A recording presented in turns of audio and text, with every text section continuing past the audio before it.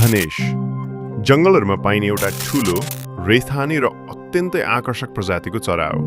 यो चरा बुसेरोचिडाए परिवार अन्तर्गत पर्दछ। धनेशलाई यसको विशाल, घुमाउरो ठुन र त्यो ठुनको माथि हुने हेलमेट जस्तो विशेष बनावट, जसलाई क्यास्क भनिन्छ, त्यसैबाट सजिलै चिन्न सकिन्छ। नेपालको सन्दर्भमा यो तराईदेखि पहाडी भेगका पुराना र बाक्ला जङ्गलहरूमा पाइन्छ। जब धनेशको अण्डा पार्ने समय आउँछ, यो चराको जोडीले जङ्गलमा सबभन्दा सुरक्षित रुखको धोद्रो खोज्छ। गुर छनौट भएपछि सुरु हुन्छ प्रकृतिकै सबैभन्दा अचम्मको र सुरक्षित प्रसव प्रक्रिया। पोथी धनेश त्यो रुखको प्वालभित्र पस्छे। त्यसपछि भाले र पोथी दुवै मिलेर त्यो प्वालको मुखलाई माटो, आफ्नो दिशा र फलफुलको लेदो प्रयोग गरेर एउटा बलियो पर्खाल जस्तै गरी बन्द गरिदिन्छन्।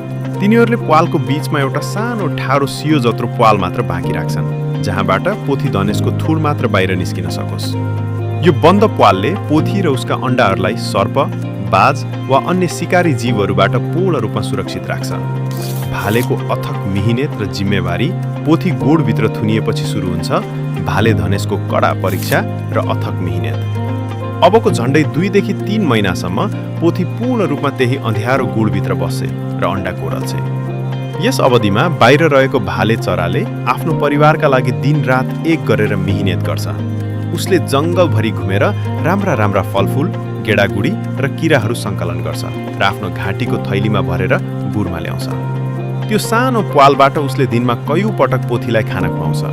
यो समयमा भाले यति धेरै खट्छ कि ऊ निकै दुब्लाउँछ र थकित देखिन्छ।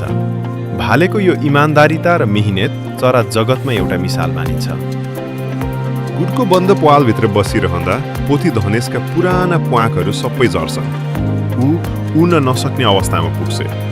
तर जब अण्डाबाट बच्चाहरू निस्किन्छन् र गुडभित्र ठाउँ साँघुरो हुन थाल्छ, तब पोथीले भित्रबाट त्यो माटोको पर्खाल भत्काउँछ।